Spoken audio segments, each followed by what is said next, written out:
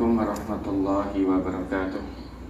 Assalamualaikum warahmatullahi wabarakatuh. Mari Bapak Ibu, kajian kita pada pagi hari ini kita mulai. Bismillahirrahmanirrahim.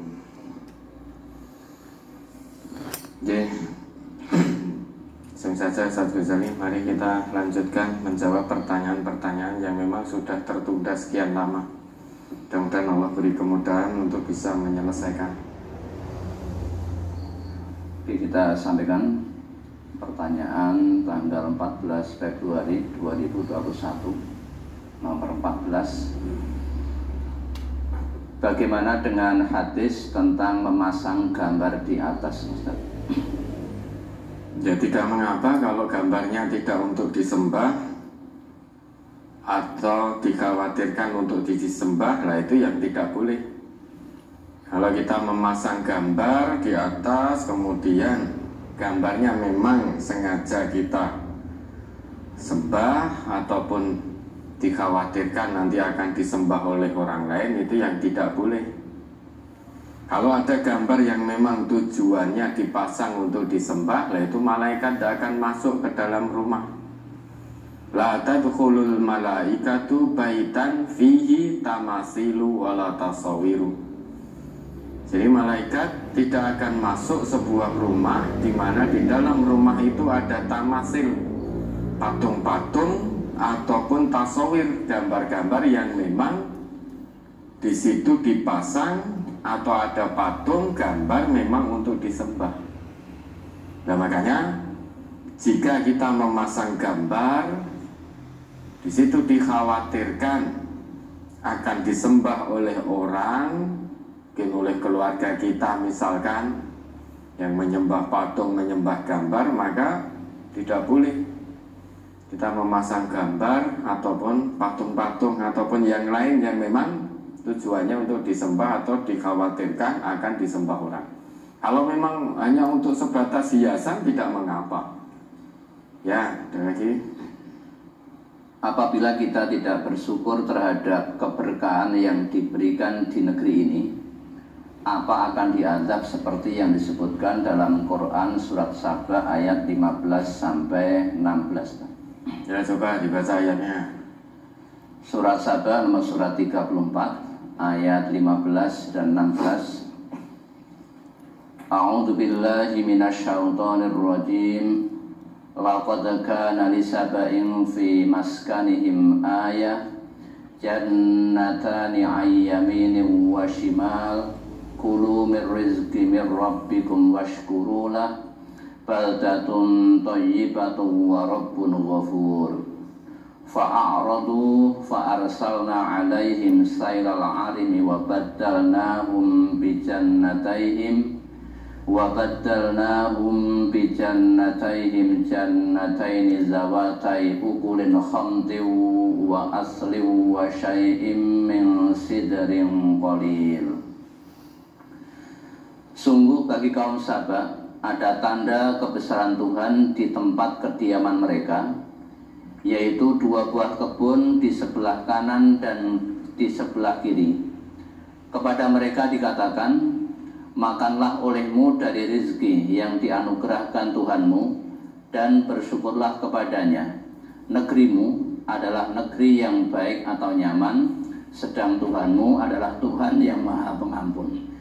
Tetapi mereka berpaling, maka kami kirim kepada mereka banjir yang besar, dan kami ganti kedua kebun mereka dengan 2 kebun yang ditumbuhi pohon-pohon yang berbuah pahit, pohon asal dan sedikit pohon sider. Ya, laqad kana li saba'in fi maskanihim ayah. Sungguh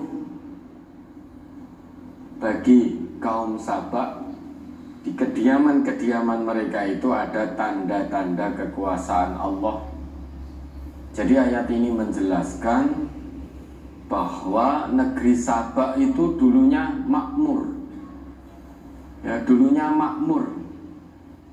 Hasil buminya luar biasa.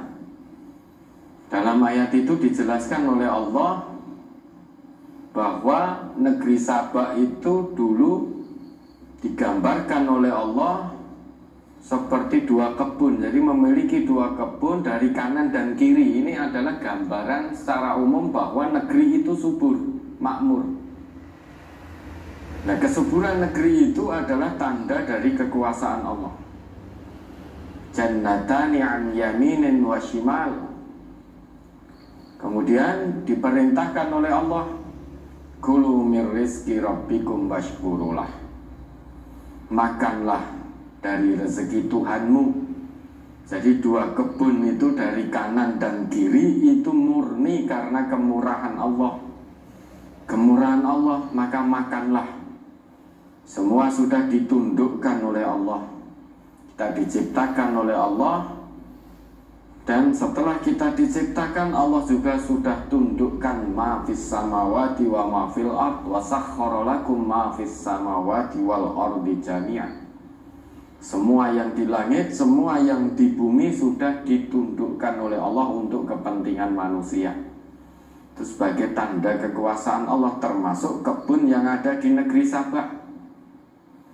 Jadi betul-betul subur, makmur, gemahripah loh jinawi. Ya. Kemudian diperintah untuk bersyukur kepada Allah atas apa yang telah Allah anugerahkan. Washkurulah, bersyukurlah. Bersyukur kepada Allah atas nikmat karunia yang sudah Allah anugerahkan, dengan mentaati ketentuan-ketentuan Allah. Bukankah negerimu itu sudah dijadikan Allah sebagai negeri yang baik, baldatun thayyibatun wa rabbun ghafur, dan Tuhanmu itu Maha Pengampun? Kenapa tidak mau bersyukur? Kenapa tidak mau tunduk patuh kepada Allah yang telah memberikan kesuburan dan kemakmuran kepada negerimu? Kenapa kamu tidak mau bersyukur?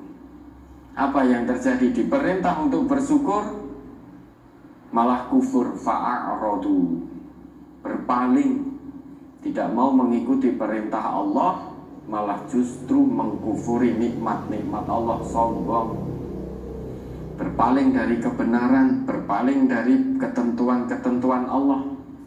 Maka kesudahannya bagaimana? Tatkala mereka berpaling, penduduk Sabah itu berpaling, fa'arsalna alaihim sailal arimi, maka kami kirim kepada negeri tersebut banjir yang sangat besar. Nah, kemudian banjir itu memporak-porandakan kebun-kebun tadi. Ya, kesuburannya berubah. Banjir menghancurkan kesuburan dua kebun tadi. Wa baddalnahum bi jannatayhim jannataini dawatai aqlin khamtin wa aslin wa syai'in min sidrin qalil. Yang awalnya dua kebun yang makmur dari kanan kiri negeri tersebut, kemudian karena kekufuran, karena berpaling dari ayat-ayat Allah, kebesaran-kebesaran Allah, maka Allah kirimkan banjir yang begitu besar, sehingga kebun yang subur dilenyapkan oleh Allah, diganti dengan tanaman-tanaman yang buahnya pahit, zawatai ukulin khamtin, diganti oleh Allah dengan tanaman-tanaman yang buahnya pahit, wa aslin, dan tanaman atau pohon asal, yaitu pohon cemara itu, dan sedikit dari pohon bidara yang awalnya subur, hasil buminya melimpah karena pertaniannya begitu subur, begitu makmur, hasilnya melimpah ruah, namun diperintah untuk bersyukur malah kufur, semuanya itu dilenyapkan oleh Allah, diganti dengan tanaman-tanaman yang buahnya pahit, kemudian diganti dengan pohon cemara dan sedikit pohon bidara. Nah, negeri kita ini negeri yang makmur, negeri yang subur. Kalau kita berlaku sama, diperintah oleh Allah untuk tunduk patuh kepada Allah, justru kita malah mengkufuri, menentang ayat-ayat Allah, maka bisa jadi tidak menutup kemungkinan kita akan merasakan hal yang sama, na'udzubillah.